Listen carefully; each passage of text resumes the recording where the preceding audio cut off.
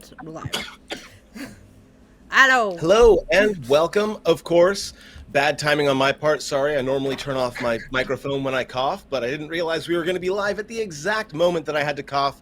Welcome to Bad Decisions Club presents Critical Conversations. That's our working title for this little segment. It might stay. We are going to be just talking a little bit about the last few games that we ran, and maybe a little bit about the future of Bad Decisions Club, the channel as well. Also, this is probably the last stream of the American Heart Association Fallout for Hope charity drive, at least for us. So if you're here, please do go ahead and hit !donate or charity, and that will get you the link to where you can give. We are at $400 out of the $500 goal that we set. If we hit that $500 goal, not only am I going to do a third game, which I'm going to do anyway, but I will give those players an extra perk to start with as well. So if you want to be heard, please be heard. Say some things in the chat. If you want to buy our attention, you can go ahead and make a donation, and we will say whatever it is you want us to say. Just be respectful, please. And with that, I'm going to turn things over to wonderful producer M on camera for the first time on BDC Presents.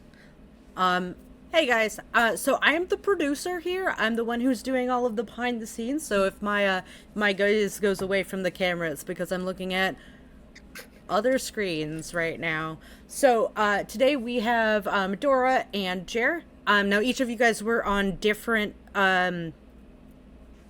games. Did you watch the other one? Yes. I did not get a chance to, sadly. Oh, that means that you're gonna get a little bit of spoilers. I'm sorry, I'm not sorry. It'll be fine. So, Jer, you played Alexandria in Group 1, and Dora, you played Dr. Mimsy, the wonderful Dr. Mimsy, in Group 2. I'm sorry, you pronounced sociopath wrong, but... So, Noka? I feel like applying, human labels to Dr. Mimsy's personality is just it's slightly inappropriate because she has her own standards for what constitutes ethical behavior. I'm scared. Oh, Jer. Oh, Jer. You are in for a treat if you decide to watch those shows. It was so good. So, I have a list of questions. The first and foremost is I know that after the end of your individual segments, your characters went off someplace, potentially. I know that, Jer, you didn't know exactly where Alexandria was going to head at the end of your segment. Do you have an idea now? And if you I do. Let us know, because I want to know so bad. Okay, so I kind of forgot to write it down, aka got strung up with other stuff. But essentially, after we placed down the Gek and we set up the new town, Alexandria would go on to become one of the guards, particularly focusing on being the medic for people around, for just different guards and the people around. And at some point, she would get kidnapped by the Institute and used as fodder like Nick Valentine. Oh, it's interesting because the Institute does end up, taking quite an interest in the town for obvious reasons, and that was in fact kind of a part of the second story. Oddly enough, it's very strange that you bring that up, unless you saw the. It's not strange at all. I did read into the EM guide a little bit afterwards. Fair enough. Okay, that's good. In that case, would you say that potentially Dr. Mimsy and Alexandria might have known each other? This is a question for both of you. That depends on what exactly the context for Dr. Mimsy is, because I still don't know that. Yeah, Dr. Mimsy's main role, like when the second one shot started, was that she was the backup medic, for the main for the main person in town, but mostly she would make chems if people brought her materials. Let's just say she had a bad bedside manner. She had a reasonable Did not bedside set her manner. patients. Did not set her patients at ease. Yeah, I would say that it would be reasonable for them to know of each other, and for Alexandria to be a little bit off. I like that. That's good for me. Okay, so Mimsy, what did I'm sorry, Dora, what did Mimsy do after the fact? Yeah, so I did we had gone over that it was that, you know, she did see, it did seem like, you know, the overall goal of the Institute people seemed to be not bad. Just they were just implementing it poorly. So, you know, she's gonna give it the old bot college try and see if she could, you know, work out the kinks. But it had been established that just, you know, that just wasn't gonna fly in the time frame available. So then, yeah, after that, she just went back to Promise, but probably still makes chems like on request, but mostly she was pivoting to do, you know, mostly mental health services for the townspeople, just because you know, clearly there were a lot of people with a lot of issues. Clearly. A lot of issues. Now, so, Rob, did you plan for everybody to be like, actually, we're going to join the Institute? Because why is that happening? I just want to know. It does seem to be happening a lot. So Edgar, played by Tensei, who is doing another charity stream right now, which is why he's not here. Yeah, it's okay. We allow it. He had a character who ended up being in the second group as a backup villain, and in fact, even made the cameo of throwing a baseball grenade into the room, and then just getting gutted like a fish by, I think it was Trevor, right? I think Trevor Yeah, did. yeah. Trevor did some... destroyed him. Trevor went into him like it was his job. But we implied at the end, I implied at the end that Edgar is the one who ends up figuring out that what you need to make the synths work is human DNA, thus Sean in Vault 111, thus ...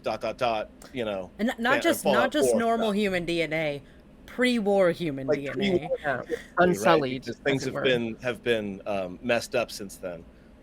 And then, yeah, like Dr. Mimsy could end up in the Institute as well, for all I know. That makes perfect sense. If she spent a lot of time researching this thing, they probably will have noticed, right? Noticing things, especially in towns that they have particular interest in, is kind of what they do.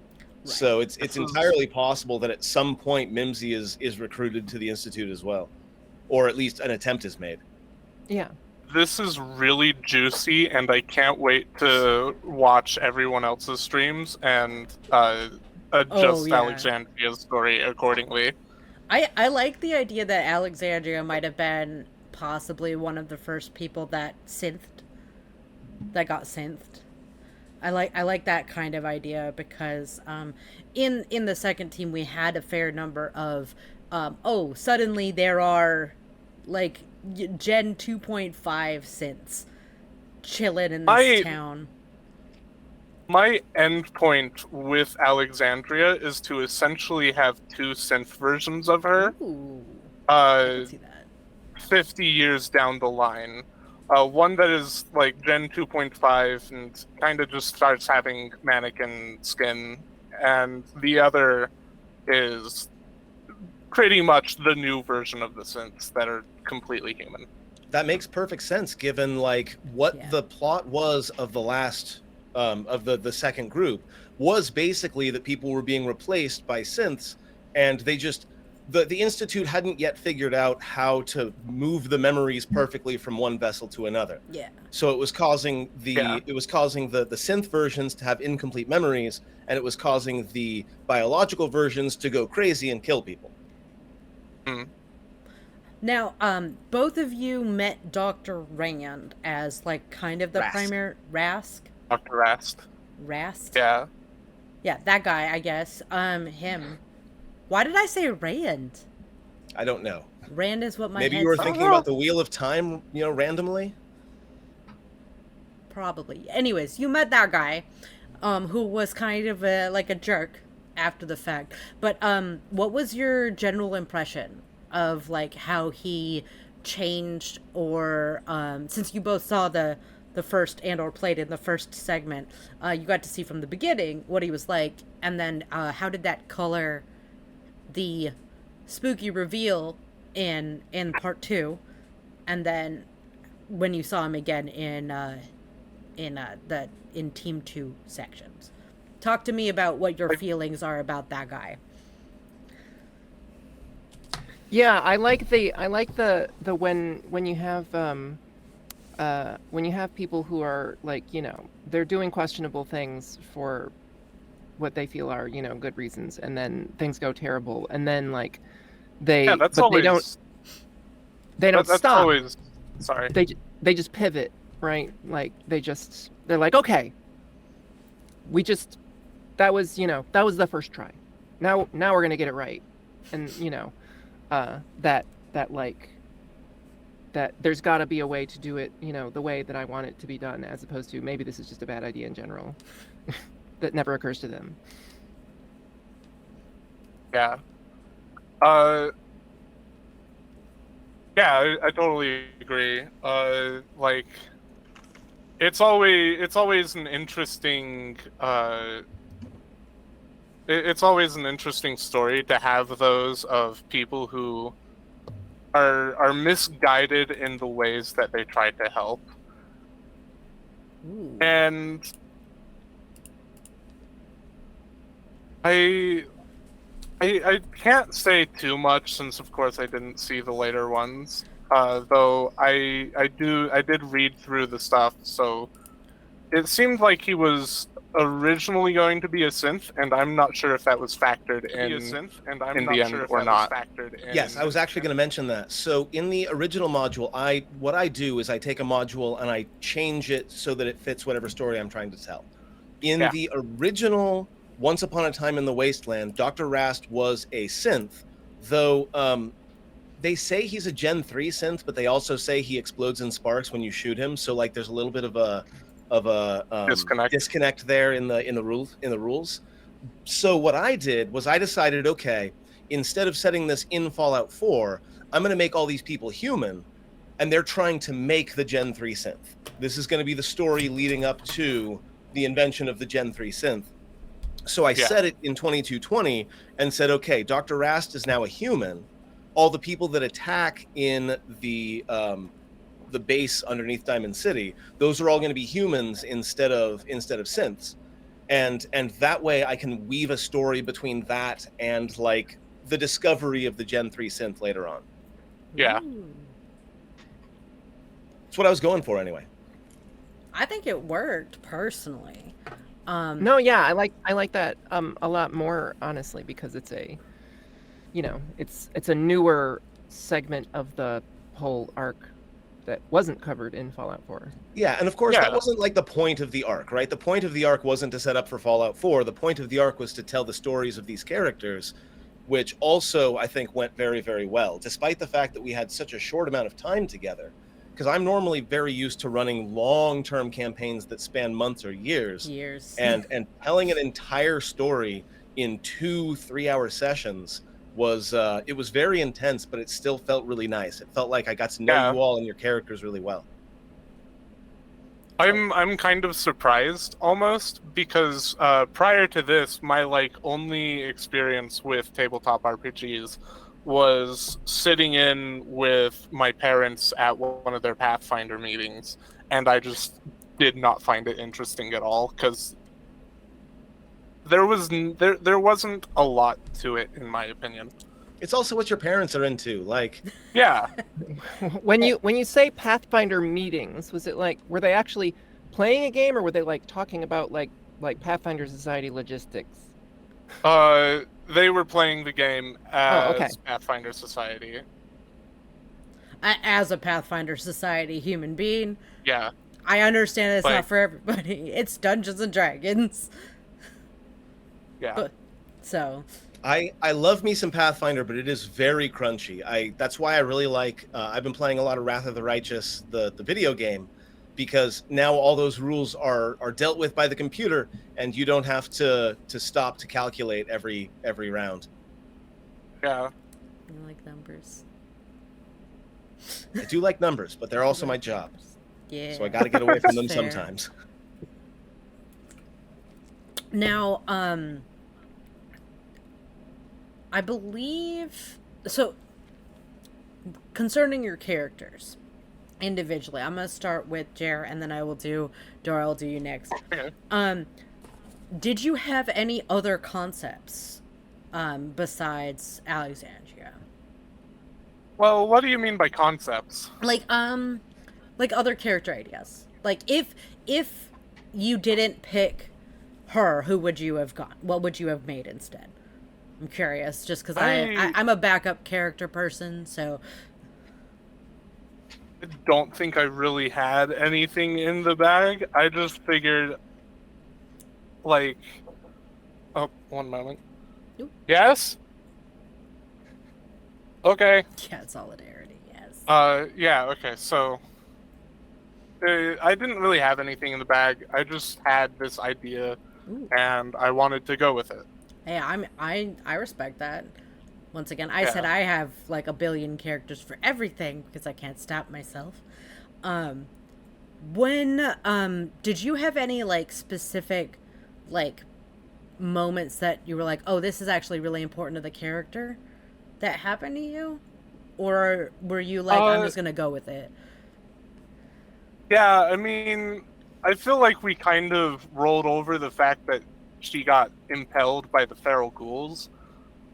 And, like, other than that, like, there were definitely things, like, with the Pip-Boy and other things that were, that definitely helped shape her character, but I don't feel like there was anything that, like, revolutionized the idea of what I wanted out of the character. Was there any points where you said, oh, this character is actually, I'm becoming a realize, I don't know if that makes sense, like something that happened that was like, this is definitely more of my character. Like you said, there wasn't anything that revolutionized it, but something that like confirmed. Yeah, I mean, I'm really happy with the amount of use in the medicine skill that I popped out, because like reading through the stuff, it seemed like Dr. Rast was essentially just supposed to be the team's pocket medic, constantly giving them stimpaks and whatever else they need. But I feel like I held my own with keeping the usage of Dr. Rast down. Yeah.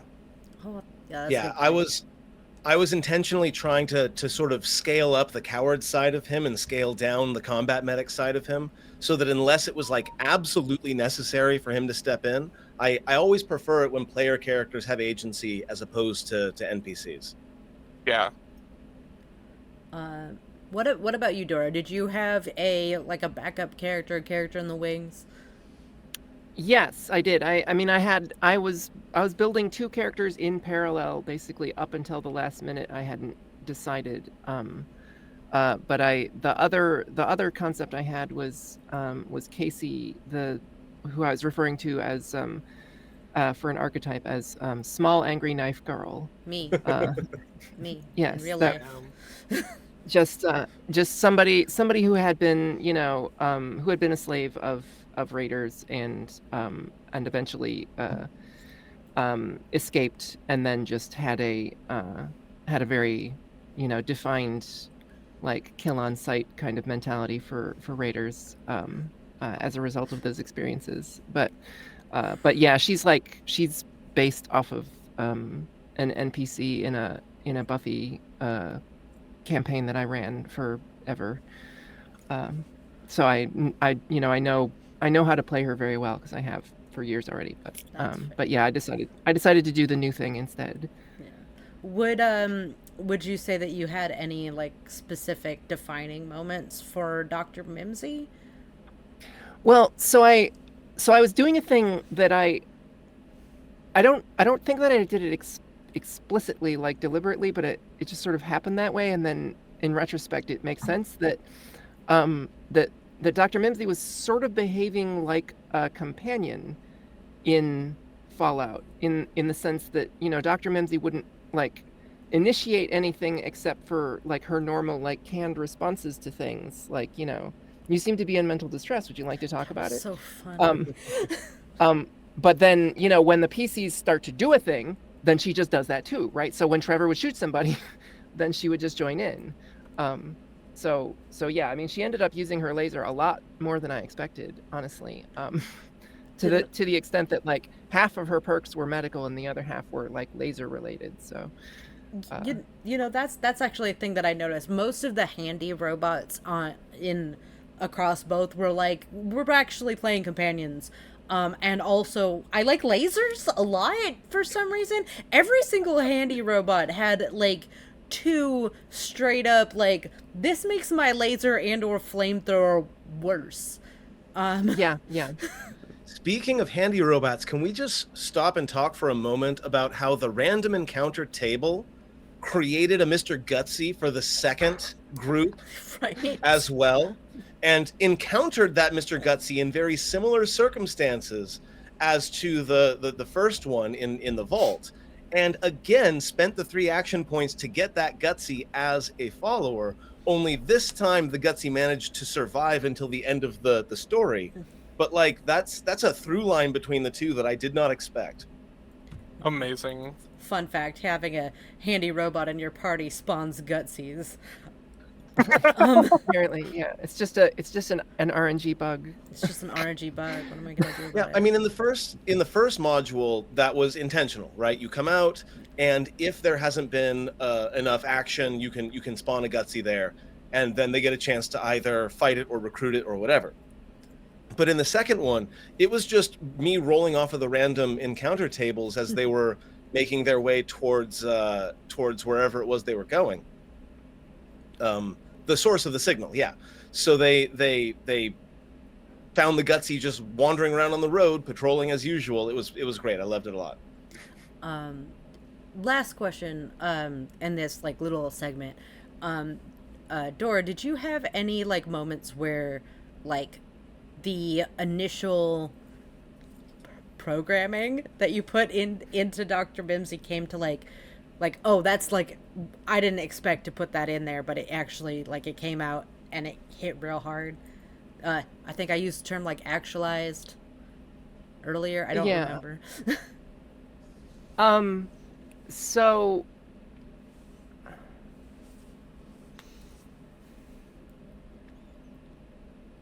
yeah, no, I'm thinking about it, and I think the like her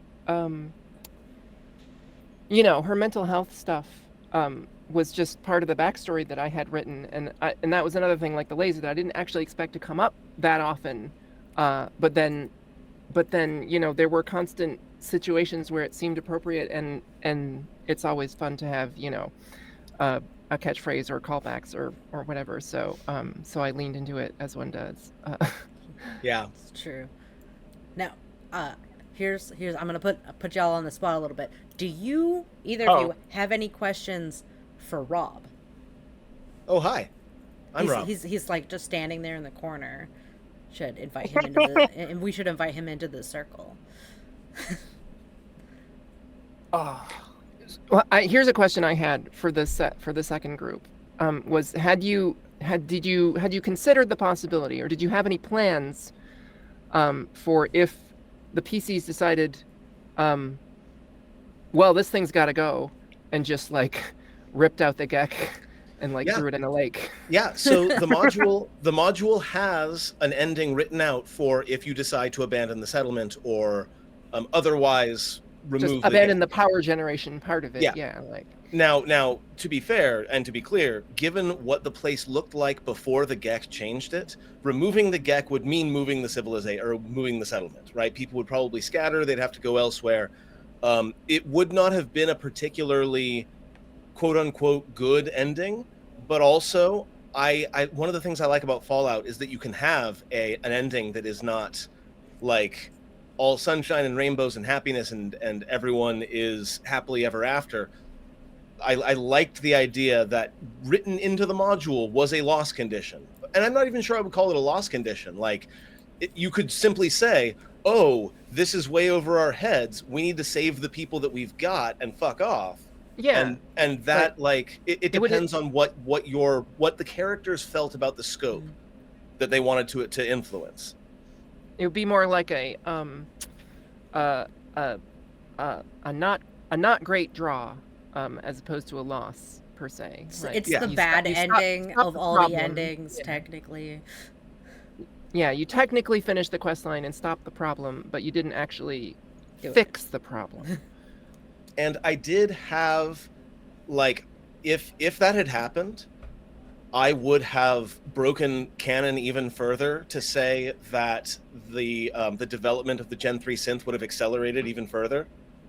Because if they had gotten their hands on that GEC, they would have been able to reconstruct it much more quickly, and perhaps the Vault Dweller would not have come out quite as late as he or she did. Or perhaps Sean would have been a little bit earlier. I don't know. I didn't end up going that way because that's not the way we went, but I had ideas. Nobody has ever told what would have happened, Lucy. Sorry, I quote that regularly. Jared, did you have any questions to offhand? I know that you were thinking about one. Yeah, so what would have happened if we just immediately killed Dr. Rast? If I had to say, like, if you had just killed him right out the gate, I don't know that it would have affected the story much, because you would have killed him, but chances are good you still would have gone into the vault after who you later would have learned is Mika. You still would have heard what she had to say. Her cause is a good one. Yeah. So I feel like you still would have made your way to Diamond City eventually. It's just I would have had to find a way to maneuver you into the burnt out house and the warehouse without Rast, right? Rast was kind of the train conductor, as it were. He was the one to keep you on the tracks. Yeah. And if you had killed him, and hey, I am a big fan of Fallout, and a big fan of the fact that you can usually kill any NPC. And if you dropped him, like, I still see it working out basically the same, only like some of his Institute allies probably would have jumped you at the end instead of him himself. It would have been a less morally complex story, though, so I'm glad that didn't happen. That makes sense. I feel like Rast starting out as this very sympathetic character and then very quickly becoming the, oh, you're not going to do what I want? Okay, well, I'm sorry, but I tried to be reasonable. Now it's gun time. I enjoyed that change. Nice. I heard that one of the teams ended up getting in contact with the mysterious stranger. How did that work out? Do you want to handle this one, Dora? Do you want to talk us through this one? Yeah. So we had pretty good audiences as far as the donations go. People were being very generous. Yes. And helpful for us. So we had a lot of people, giving us, gosh, I've forgotten what they're called already. The points.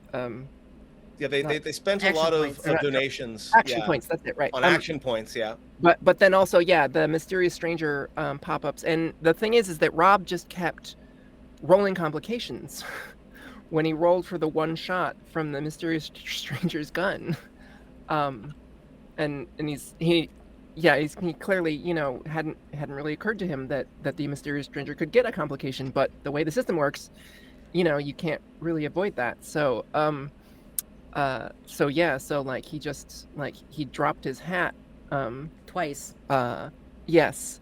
He dropped his hat, and then he managed to pick it up and leave with it. And then he came back a second time, got another complication, dropped his hat, and this time left it. He just had to go. So one of the PCs took it and was wearing it, and then he came back a third time, and there were still complications. But then, there was a whole touching sort of negotiation with him that, it was touching in the sense of we know that this is significant, even though it makes zero sense to our PCs about what the hell's going on with this guy. Like, right? Like, Right. why does he care about his hat so much? I mean, yeah, he's got that hairline thing going on, I guess, but like that's like he seems really emotional about this. But yeah, so Poppy ended up getting traded the Mysterious Stranger's special cigarette, something blue tortoise. Gray tortoise. Gray tortoise, right? In exchange to get the hat back, and then So I actually had to roleplay as the Mysterious Stranger. Like he was a persistent part of the scene for longer than a single action, and I was not prepared for that at all. I'm sure that must have been interesting. Role playing is essentially just a blank character that just appears from time to time. I gave him a sort of generic semi-Western accent because we know that his son exists in Fallout New Vegas and has a Western accent. And so I gave him a little bit of that, but also we had, by the time this had happened, we had already broken canon so far that it didn't matter. I could have made him sound like Krusty the Clown and it would have been just fine. I was in the background trying to be like, give the hat stats, let them keep the hat, +2 agility, come on now. I actually, fun fact, I reached out to the voice actor who plays Nick Valentine. Because he's been doing a lot of charity stuff with Fallout for Hope. I was like, hey, do you think maybe we could just do a quick conversation, because one of the players has this pack of cigarettes and Nick is going to be very interested in that pack of cigarettes, but it didn't end up working out. So you mentioned that you had you had already broken canon so far. What are the ways that you would have or wouldn't have want to broken canon that you did or didn't?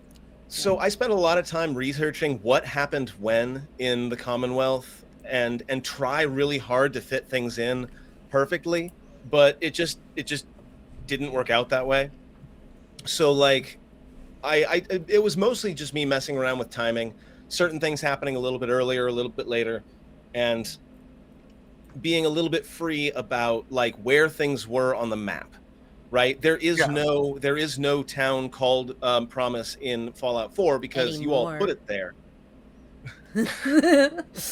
Well, the group sorry. The Group 3 one-shot, which is going to happen in the next couple of weeks, the Group 3 one-shot is actually going to happen during the Fallout 4 timeline, so in the 2280s.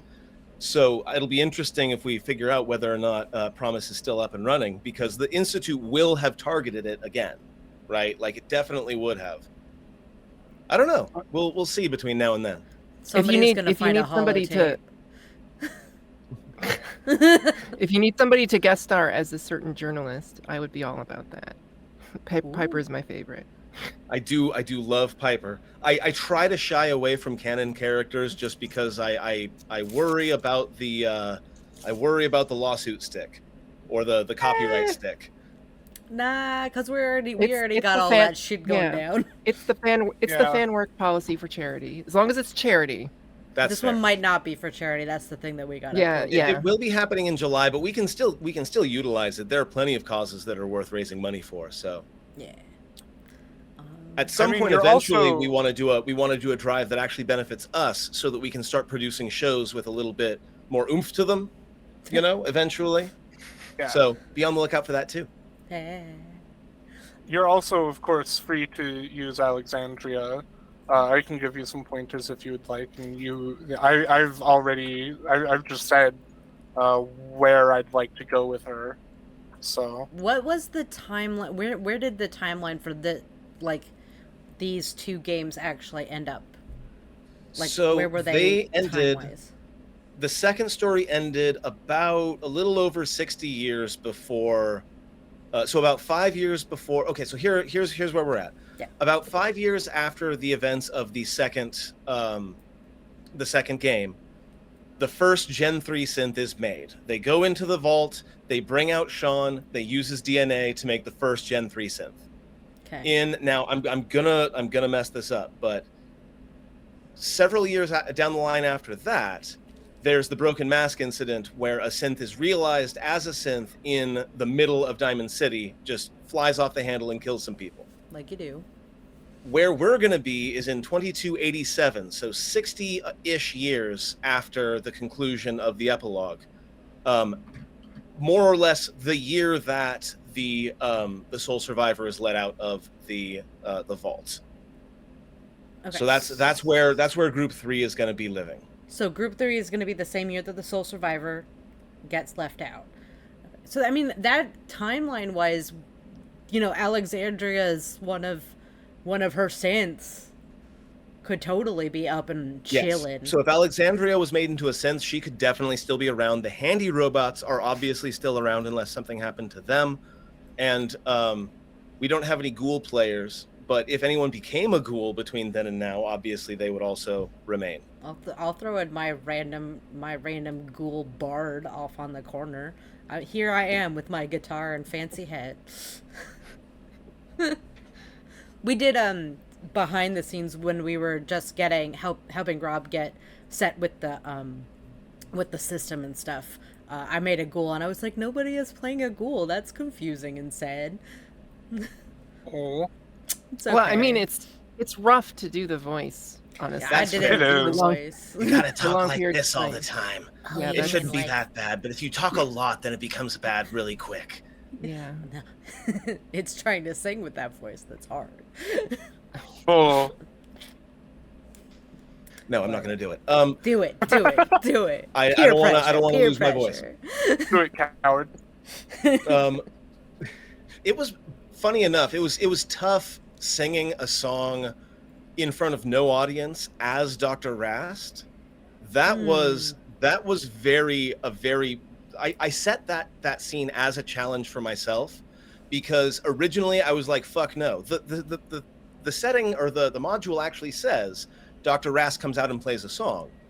And I went into the Discord group and said, hey, what song should I sing? And I think it might have been Jer, or maybe it was Tensei, that put up End of the World. I'm sure I could go and search it.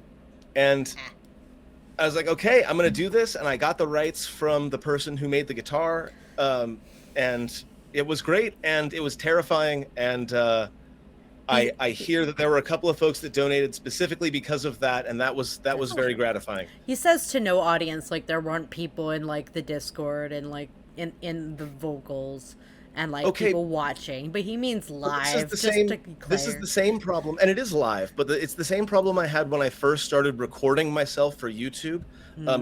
I sing at karaoke bars where there is a very present and very reactive crowd usually, and if the crowd is not reactive, it either means that they're not interested or I'm not doing very well, or perhaps both. So when I'm singing specifically to a camera and zero audible input, I don't know whether I'm bombing or not. And I think you did good. It was a terrifying experience. Thank you. He did have the wiggles afterwards. It was funny. I had the wiggles afterwards. It's true. I mean, that's voice acting stuff in general when you're not doing like live streaming stuff, because you don't know how it's going to be until it's done and out, and then it's too late. It's true. Was there anything aside from obviously like the song, Rob, for any of you that was just like, oh, I was really nervous for this to go down, or were you like, actually I'm pretty comfortable with the way that everything happened? Because I know some people, when they get on stream for like role playing and stuff, it can be a little bit awkward. I'm just curious. Yeah, I mean, I'm not generally a part of streams that often, though today has been a weird exception. Mostly because I didn't expect to be doing 2 streams in a day. But it's definitely a little weird getting used to it. And it's definitely something that it was a lot easier to ease into when you do have like the people behind who are running the stream who know where to point you, you know? Yeah, I didn't like I haven't been on a lot of actual play stuff. I did one thing with Nerdsmith last year, and then I'm doing the Doctor Who thing now. But like, yeah. So the very first time I did a live stream with Nerdsmith for the Ravnica thing, I was incredibly nervous. Oh yes, it was called Romp Through Ravnica. It was a 10-episode miniseries where we would gain a level every session. And we were each playing, someone from a different Ravnica guild. It was delightful chaos. Love that shit.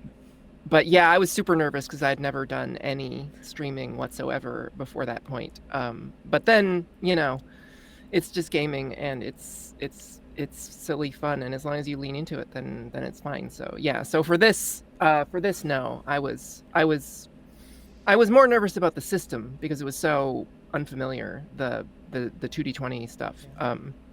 But the role playing, I was ready for it.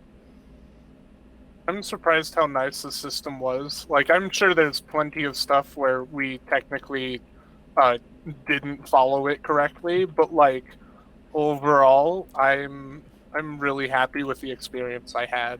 Yeah. See, there were a few optional rules that we skipped, but for the most part, no, we were pretty faithful, just except for a few rules miscalls that happened here and there. Yeah, they have. Yeah. But yeah, I would be curious to see really like how it plays just at a table with books, right? Because Fantasy Grounds was doing a lot of heavy lifting. That's why we use it, by the way. Because it that made it like that smoothed off most of the rough edges, so we didn't have to do all the thinking. We had to do a little thinking about like what buttons to click, and we kept dragging dice to the wrong place. Or at least I did. You weren't. It wasn't just you. But yeah, the actual system stuff was just taken care of, which is a lot of help. Yeah.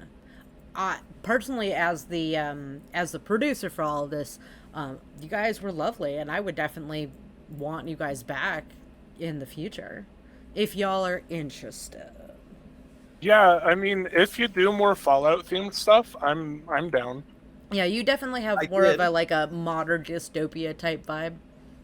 I did, in fact, just put in my order for Winter of Adam, which is Modiphius's latest content book for the Fallout game. I'm not sure. I think it's a collection of adventures, and if that's the case, we're definitely going to be doing more of this, 100%. Nice. When BDC Presents was first invented, thought process wise, was the idea of being able to have multiple games going in kind of the way that CBS shows happen type is the kind of the vibe that I was going for. So I would love to have more than one streamed game, a story happening. So that's definitely a possibility in the future, and I would love to have both of you, and honestly the rest of the gang would be lovely to have back for Fallout or even something else. I know that Rob might not be able to handle 8 players at once. This isn't LA by Night or anything. Yeah, but also this opens up the possibility for other folks to come in and GM. Yeah, of course. And maybe I can actually get to play a game on stream for once in my life. We have some plans in the background for some shared world type things where we can get 1 or 2 or maybe 3 GMs all helping to build world build one game system, and having Fallout as one of those options might be fun. So I'm also looking at the Modiphius Star Trek Lower Decks collection that they've got, which also looks really fun. So that's a possibility as well. Modiphius has been really good so far, and also they've been really responsive on social media as well, doing their best to help promote this stream and everything else. So big kudos to them. This is not a sponsored stream.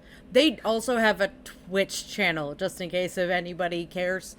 We have someone else ringing the bell. It is Chris. Hey. Everyone say happy birthday when he comes in. Happy birthday! Happy birthday! Chris, happy birthday. How you doing, my friend?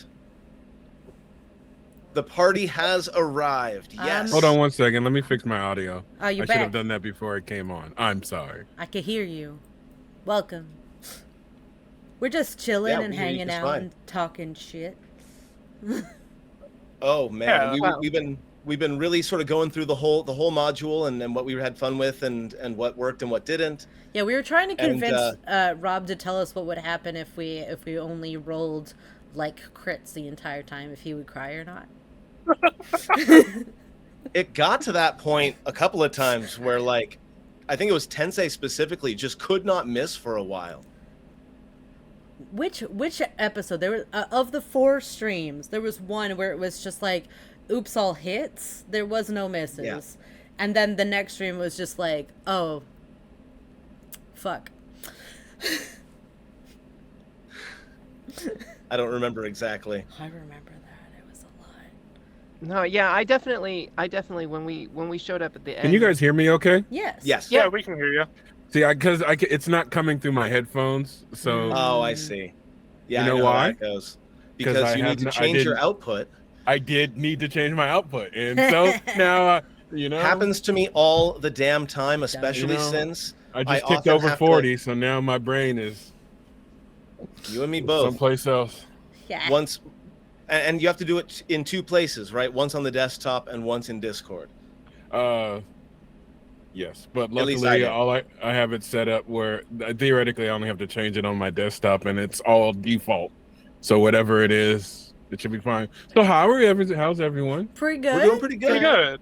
Sorry, We're having I'm just now joining you. Ah, now you're I had to- fine. We left the door open just in case if anybody wants to crawl on in here. Hell yeah. I'd love to hear a little bit about your experience, because I know that you and I have been wanting to do some gaming in together for a general. while, right? Yeah. So I'm curious as to just overall how you felt about the experience of playing this game. It was interesting because, like, I'm sure, I think you, Dora, you're the only one that played the system before out of all of us, right? Oh no, God, no, I No, hadn't. that No, I hadn't was touched You it. hadn't? that was Essen. Oh, Essen had played it before. Essen is currently Okay. not here and might be showing up later. We'll find out. But no, this is my first time playing. Well, yeah. See, I've always played the D20 system, so this was my first time playing a 2D20 system. So that was interesting to get used to, in regards to that. And then, I mean, I've played all of the games since New Vegas, but it's also a system that I didn't know anything about. So it was nice to go in with a fresh take on it, like not knowing anything about it. So everything was new to me. Like, I know the creatures, I know that because I mean I've spent hours upon hours in the games, but in this I don't know the deep lore like I do, like say like Forgotten Realms or Greyhawk and things of that nature, where I know those settings, like I know things, but this was going in brand new, and I was like, oh, this is kind of cool. Yeah, it was new for almost everybody, and I was Yeah. really glad with how it went. We were just asking, in fact, do we think it would have been as smooth of an experience if we had been rolling dice as opposed to letting Fantasy Grounds handle a lot of the work? Now, I think we could have handled it because, like, the rules aren't that complex, right? Look for the number, that number or less is a success. But how would it have changed the system, or how would the system have changed for us? What experience would have changed for us if we had been just standing around a table and casting dice? I mean, standing around that's the 2-part question, I think. Standing around Yeah. the table and then rolling dice. Standing around the table, I think, is always more fun because then you are gauging the reaction of someone's eyes, their non-vocal gestures and things of that nature. So I think that changes it. But as opposed to rolling dice, I think the only thing that would have been different is maybe slowed us down, maybe like 25%. Yeah, we definitely would have moved more slowly. We're like, So, okay, so yeah. how many is that? What am I looking for again? What's Yeah. my yeah? How do number work? I swear it's entirely possible that D&D is one of the reasons why I turned out to be the math guy. Like, because back in my day, Make it it was- make yourself sound older. Do it again. it was Thaco. Oh yeah.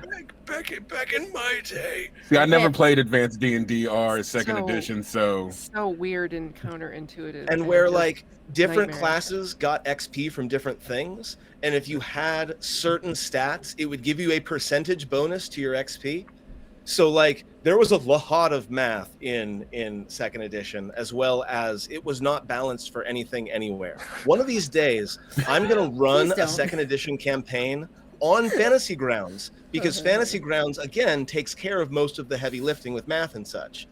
So like I feel like there's gonna be a way to run Second Edition on Fantasy Grounds and give it a comeback. I would love to break out my spell compendiums that I got for Second Edition. The four books of all the spells that there were. I've read them. I like the books, but I also am like, when it comes to a lot of games, I'm a White Wolf player pretty hard. The first edition settings are like, here's a bunch of lore and there are mechanics, but you have to look for them. You can't find them. They're hard to find. Make them up. And that's why I don't like the old world stuff. But like I feel like AD&D is very similar in my brain. Yeah. It's just like all of the rules are couched underneath all of these numbers that I don't care about. I mean, in general, that's the question too.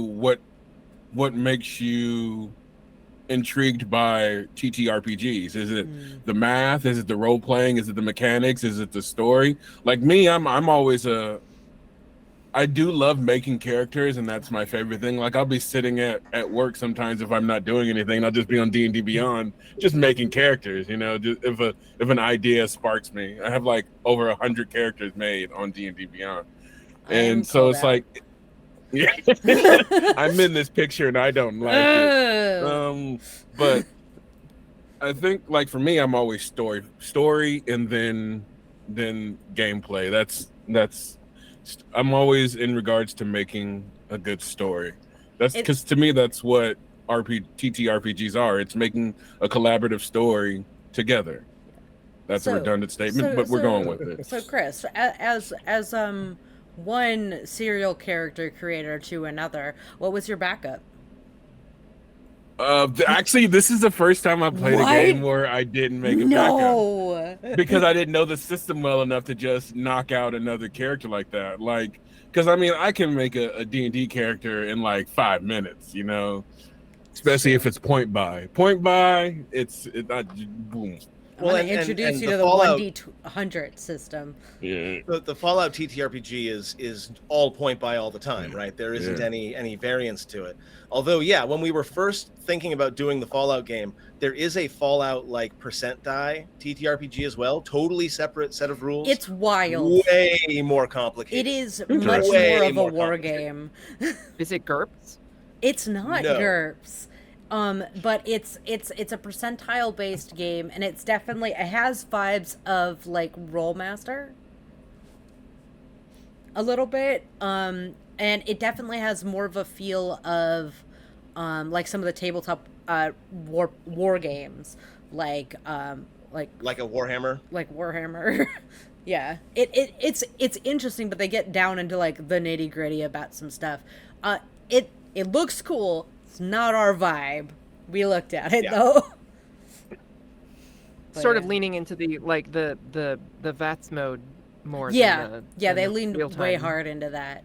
I'll drop the link on the Discord for if anybody following wants to like look at it, or if anybody who was part of the games wants to go, oh, I'm glad we didn't do that.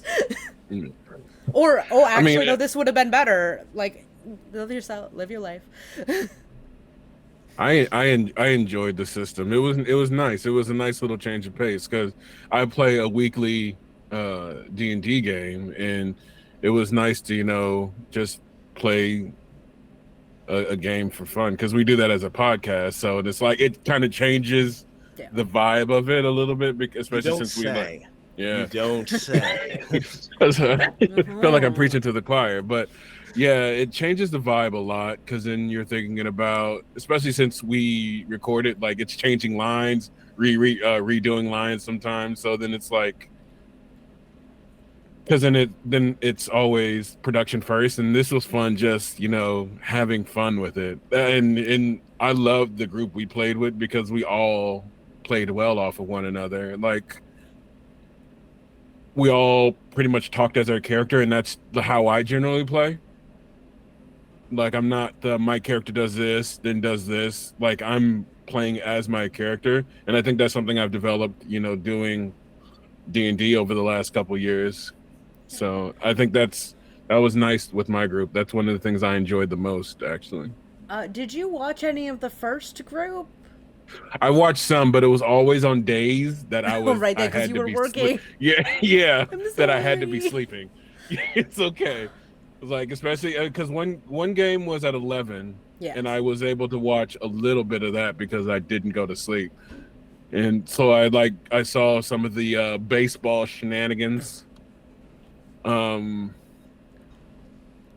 Actually, Jared, do you have any comment on said baseball shenanigans? Since you had to live through them. I think that they were fucking hilarious. They were amazing. As I said at the very beginning, there is nothing I will not do for $100 donation. I kind of want to know what any possible in-lore explanation could have been.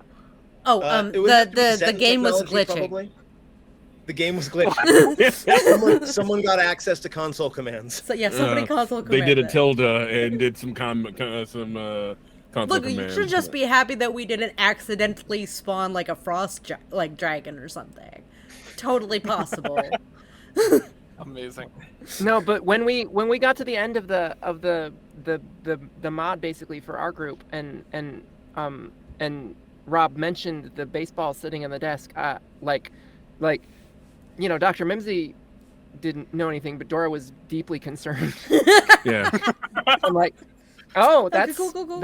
that's Chekhov's baseball right there. That's not nothing. Oh yeah, the moment that baseball was there, it had to be thrown into the room with you, right? Like that was just going to happen. It could have been a normal baseball. Listen, It was not. it was. No. It indeed was not. You were talking about story a little bit, and one of the things I was a little bit concerned about initially before I got the groups together or anything when I first wanted to do this is that these stories are very simplistic. Yeah, there are 2 modules. In one of them, you meet a dying young woman who has a piece of technology that's in Diamond City. That's it. That's the story, right? And in the second one, you're in a town where people are losing their memories because bad scientist is stealing them. That's the story. So I really wanted to call out each of you for making the story good, because I was worried that it was going to end up being boring and cliche, but it ended up being a lot of fun to watch you all play off each other and sort of build the story as we went. So more I a comment enjoyed than a question. I mean, Yeah. people will do that anyway. Like, with well, if you have the right group, right? People are going to lean into their characters a lot more than the story. Sometimes, not in a way that the GM is thrilled about, right? Like that this the story is just sort of a thing that's happening to the side of all of their hijinks. But especially when you're doing things like you're doing streams or you're doing podcasts or whatever, then there's that like reality TV effect of like people know that people are going to see this, so we're going to be a little more colorful. Mm-hmm. It helps. Or in some cases, a little bit more grayscale. Sure. I was telling Rob this the other. Go ahead, Jer. Sorry. I know for my group, it was really interesting how, like, we did play off of each other. But, like, I feel there was a lot of missed opportunities where we could have done it more. But I also feel like in the moment, I was already so frazzled that I wouldn't have known what to say. Yeah. But now and- you've and- done it, and now next time it'll be easier. Hopefully. That's the hope. That's the goal. Yeah. By the end of the second session in the first group, I feel like you all had gotten to know each other well enough to where it was a little bit less waiting for someone else to talk and a little bit more collaborative conversation. Whereas admittedly, group 2 jumped right into it. Like group 2, they were pulling the camera away from me more or less the moment that they had a chance to open their mouths. And it was an interesting contrast between the two. They were both excellent groups that told excellent stories, but you definitely came at it differently. Yeah, there is something to like one-shot type games where like you can tell when the group is like, oh, this is like our first time meeting each other. I don't know you. I don't know you. if That's I my can... purse. Yeah, hey, that's my purse. Why did you pick controller number 2? That one is mine. You can tell because it's pink. Yeah. So there's something about that, and then I'd like to see like these groups get, I don't know, a little bit shuffled. It'd be fun to shuffle y'all a little bit and run some other things. Yeah, I bet that would be really interesting. That would be fun. And like you play with me, you have no choice but to role play because I will role play with you regardless. Chris over Like, here I being will- like, "Hi, I'm a steamrolling role player. What's up?" I will pull you. Would you say you're more of a vacuum of role playing or more of a Katamari of role playing? Katamari Damasu. I just downloaded We Heart Katamari Katamari, the Redux on Steam. It's available now. The sequel. It's much better than Katamari Damacy. You should go check it out. Not sponsored. Again, not sponsored. You know what? I realize sometimes that I am more like a vacuum sometimes just because I have such a colorful voice. Like I have a very kind of dominant voice sometimes. So then I have to catch myself and be like, hey, let somebody else fucking talk. You know? So you got that yeah. smooth bass going. Like. Yeah, and that's what I liked about our group because it's like everyone found their moments to talk, and like if I shut up, then someone else jumped in right away. Yeah. You know, there was really no dead space, and sometimes that's especially when you play with people you've never played with before, or a system you don't know, or just if there's a bunch of unknowns, there's a lot of dead space sometimes. But Yeah. and then you too, Rob, you were quick at if there was too much of a meandering, you were snapped us into direction pretty well, and that comes from being a seasoned dungeon master or game master in this case. Overseer. Yeah, long time. Well, especially Overseer would have worked. Especially lots of experience doing it on stream. Yeah. Right? Like if we're standing together in a room and it's just us, or even on Zoom, like I'll let the silence stretch for as long as it needs to, especially if it serves the story. And I do that a little bit on stream as well, but it has to be done very deliberately. If it's just because people don't know what to say, I'll try to jump in and start filling in some description or something, give folks a chance to think about what they want to do, and then ask specific questions of specific folks to try to get things rolling again. But again, that wasn't super necessary for either group. One of the things that I like that you did is the question you asked, what is your character's immediate reaction to what you just saw? Because then it kind of puts you better into position of what would my character say as opposed to what would I say? Like the morality issue at the end of our game, I won't go into too much details, but Murder. like if he would have just simply said it differently or went about it differently, I don't know if Trevor would have disagreed. And I'm pretty sure Dr. Mimsy was the same way too, yeah? The number of people who ended up siding, the number of player characters that ended up siding at least softly with the Institute by the end of this was honestly staggering. Yeah, it was wild. Because I mean, and I had to that think. tells me I did my job right as a villain, because I wanted it to be like, no, what we're trying to do is we're trying to make a wasteland free of all of these negatives, right? Never mind that it's just synthetic memories in a tin can. And if Trevor was a different kind of character, he may have immediately been against it. But since he was the kind of person he was, you know, socially inept, nerd, like kept to himself, is all about the work, then he understood, like, oh, hey, this is just work to make things better. And that's what Trevor liked to do.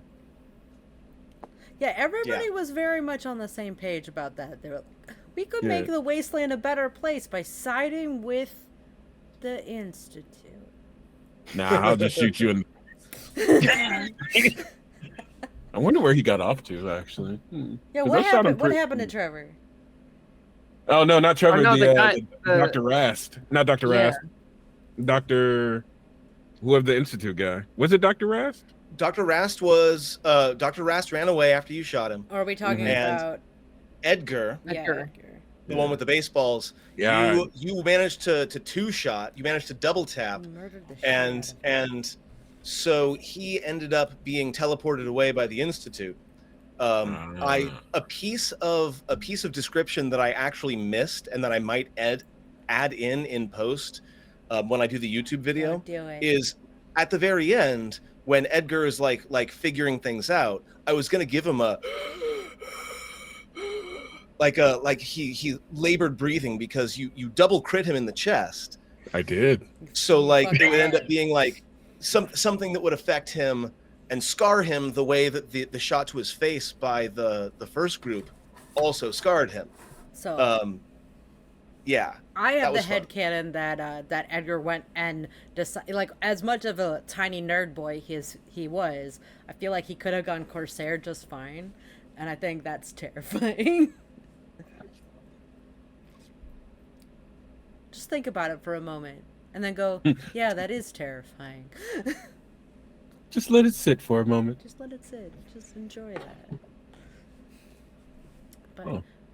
we are actually coming up around my predetermined mental end point. So does anybody have any last questions?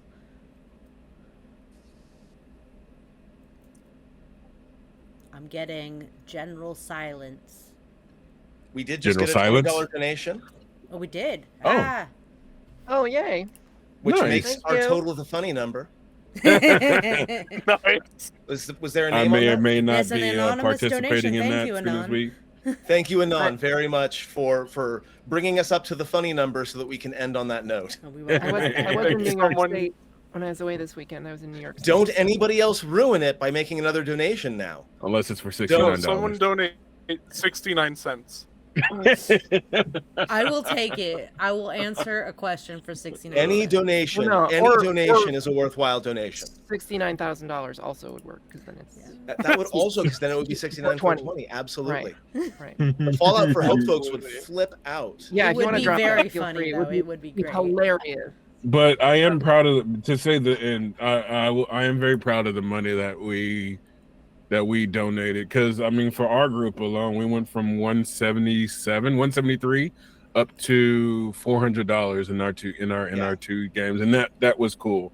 And I believe that Group 1 managed something like $280. So between the two, Yeah. we ended up with something like $600 or $700 We're worth at, of Oh, we're but at that's- $692 total. Because I forgot that the first group was split between Alzheimer's and Yeah. American And Heart then- Foundation. Heart Foundation, yeah. Yeah. So yeah, thank you very, very much. Yeah, If you're thanks, watching and everybody. you donated at any point, or even if you just shared, if you helped us promote, like this was a big step out for us. And This is also, a thing we've been wanting to do for a while. yeah, also just in general to the people watching, if you donated over $50, let me know, because I am giving a VIP to the people who have donated over $50. So Yeah. even if you're you not donated already anonymously, VIP, like I would appreciate it if you like let me know which ones were yours. But I will give VIP for this channel for people who donated over $50. I will say, I mostly went into this like, oh, this seems like it would be fun. Sure, I'm up for it. And then when everything comes out, like, I was so surprised at how much money we had raised for charity, Right? and I'm really proud of that.